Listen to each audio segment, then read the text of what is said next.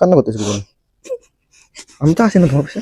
আমার লাইফে first love and then second ওটা যেটা আমি ভুল করতে। যেদিন সুমি এবং হৃদয় মিলে এই 26 মিনিটের ভিডিওটা ইউটিউবে আপলোড করে সেদিন আমি একটা কমেন্ট করেছিলাম, বলেছিলাম 5 দিন পর আসছি তোদেরকে রোস্ট করার জন্য। কিন্তু কি আর বলবো বন্ধুরা, এত শরীর খারাপ হয়ে গেল যে ভিডিওটা করতেই পারলাম না। কিন্তু এই কদিনে অনির্বাণদার গান বেরিয়ে গেছে, সুমি অনেক ভিডিও আপলোড করে ফেলেছে, কিন্তু তার পুরনো ভিডিও যেখানে পিন্টুর চরিত্রে কাদা ছিটিয়েছে, নিজের চোখের জল দেখেও কিছুক্ষণের জন্য আমাদের ম্যানিপুলেট করেছে। চলো তার সেই ভিডিওর চুলচেরা বিশ্লেষণ করে একটু নির্মাগুড়ি দিয়ে ধোয়া।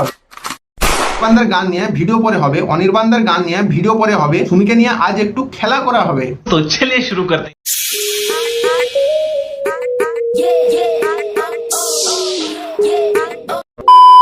কান্না পেয়ে যাচ্ছে অটোমেটিক, কিন্তু কাট। তোমার এই কষ্ট দেখে আমারও কষ্ট পেয়ে যাচ্ছে, জানো তো। দাঁড়াও একটু আমি ম্যান্থোপিলাসটা নিয়ে আসি। ধোবে ধোবে আর আমি তোমাকে ধোবো। বলছি এভাবে কে ধোয় ভাই? প্র্যাকটিস হয়ে গেছে নাকি? ऐसे में बड़ा सख्त लौंडा हूं, लेकिन यार यहाँ में पिघल ধোবে আর আমি তোমাকে ধোবো। তোদেরকে না আজকে প্রমাণ সহ একদম নির্মাগুড়ি দিয়ে ধুয়ে রোদে শুকিয়ে দিব। তো বন্ধুরা চলো একটু প্রথম থেকে শুরু করি। যে হৃদয়ের সাথে আমার কি সম্পর্ক, কত দিনের সম্পর্ক, মিডিলে ও আমার সঙ্গে কেন ছিল না, আর আমার রিসেন্ট এই টক্সিক ব্রেকআপের কারণটা কি। আমি এই সব কিছু নিয়ে একটা শর্ট ফিল্ম আপলোড করেছে।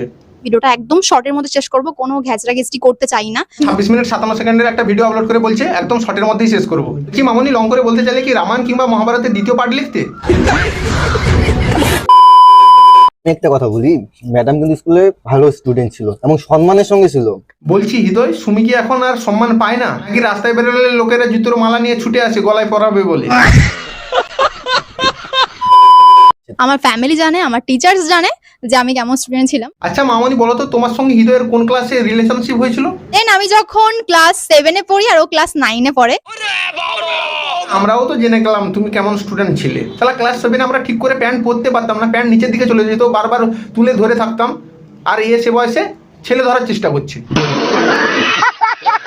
তুমি বলছে তার নাকি আজ অব্দি শুধুমাত্র দুটোই প্রেম। হচ্ছে my first love of my life. তো ওই যে কলেজে ছিল ওটা আমার সেকেন্ড প্রেম। কিন্তু পিন্টু তো উল্টো কথা বলছে। হয়তো কয়েক বছর রিলেশনশিপে ছিল, তোমার সাথে ব্রেকআপ হওয়ার পর অন্য একটা ছেলের সাথে আবার রিলেশনে গেছে, এর সাথে 2 বছর রিলেশনশিপে থাকার পর তাকে ছেড়ে আবার আমার সাথে আসলো রিলেশন। পিন্টু তুই যদি জানতিস সে আগে দুজনকে অলরেডি ধোকা দিয়েছে, তাহলে তুই কেন 3 নাম্বার হতে গেলি? তখন তার বন্ধুগুলো আমায় বলেছিল যে তাদের পাড়াই একজনের সঙ্গে, মানে একটা বউয়ের সঙ্গে তার সম্পর্ক আছে, মানে বৌদি বলতে পারো। বলছি পিন্টু, যে একটা সম্পর্ক ভাঙার জন্য তোর চরিত্রে কাদা ছুড়ে দিল না, সেই নিয়ে একটা ভিডিও হয়ে যা, না হলে এর পরের রোজটা তোকে নিয়েই হবে। আর কান্না পেয়ে যাচ্ছে অটোমেটিক, কিন্তু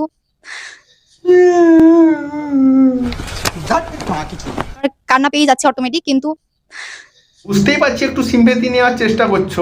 লোকজন ভাবছে আমি সিম্প্যাথির জন্য কিছু করছি, কিন্তু না মামনি তো একদম সিম্পেথি নেওয়ার জন্য কিছুই করছে না। এই জন্য ভিডিওর থাম্বনেলে কান্নার অ্যাক্টিং, তারপরে ভিডিওর প্রথমে কান্নার ক্লিপ লাগিয়ে দিয়েছে। কান্না করতে শুরু করুন। আমি তো আসি না তোমার পাশে। কান্নার অ্যাক্টিং করবে বলে আগে থেকে জল, ফ্রুটি, রুমাল সবকিছু এনে রেখেছে। আমার আর এদিকে আমাদের দিদি বলছে লোকজন ভাবছে আমি সিম্প্যাথির জন্য কিছু করছি, কিন্তু এটা কি মানা যায়? ভাববে যে অ্যাক্সিডেন্টের সময় যখন হৃদয় দেখতে এসেছিল, তো সেই ব্যাপারটা কখন ছিল। সত্যি বলতে তখন হৃদয়ের সঙ্গে আমার কোনো কথা হতো না, ও জাস্ট একটা পোস্ট দেখে আমাকে দেখতে এসেছিল। না মানে 7 বছরে যে একবারও দেখা করতে আসার সময় পেল না, সে একটা পা ভাঙার পোস্ট দেখে দেখা করতে চলে এলো 7 বছর পরে। 7 বছর পরে হৃদয়ে ভালোবাসা জেগে উঠলো একদম। শরাব হ্যাঁ কোচ? আমি একটু নিশ্চিত থাকি যে পিন্টু পাশে থাকলে আমি একটু নিশ্চিত যে কেউ না কেউ আছে, ওকে ঠিক বাড়ি চলে আসবে। বলছি কাকিমা, এখন তো তোমার সুমি হৃদয়ের সঙ্গে ঘোরাঘুরি করছে, তাহলে এখন নিশ্চিন্ত আছেন তো? আমি বলুম না, আমার শরম করে। তাও তাকে বলেছিলাম যে আমরা সম্পর্কে থাকবো না, বাট অ্যাজ আ ফ্রেন্ড আমরা যেরকম প্রথমে 1 বছর ছিলাম ওরকম ভাবে আমরা থাকতে পারি। বলছি সুমি, যে পিন্টু এতই খারাপ তার সঙ্গে বন্ধুর মতো থাকবে, এটা কিরকম হজম হচ্ছে না, বুঝলে? अभी मैं गाली नहीं दे सकता। नहीं, गाली नहीं देना। अब फैमिली देखती है, वरना मैं ऐसे गाली दूं, ऐसे गाली दूं ना, जिंदगी भर याद रखें ये बड़े हुए। তো বন্ধুরা আজকের ভিডিওটা এখানেই শেষ করলাম। একদিকে আমার শরীর খারাপ, আর অলরেডি এদের কাহিনী শুনে শুনে আমার মাথা ধরেই গেছে একদম। এদেরকে নিয়ে রোস্ট করলে একটা সিরিয়াল তৈরি হয়ে যাবে, কিন্তু এদেরকে রোস্ট করা শেষ হবে না। তো এদের ত্রিকোণ প্রেম কাহিনী নিয়ে থাক, আর তোমরা আমার চ্যানেলটাকে সাবস্ক্রাইব করে যাও, লাইক কমেন্ট শেয়ার করতে ভুলো না অবশ্যই। দেখা হচ্ছে আবার একটা নতুন কোনো ভিডিওর সাথে, ততক্ষণের জন্য বাই।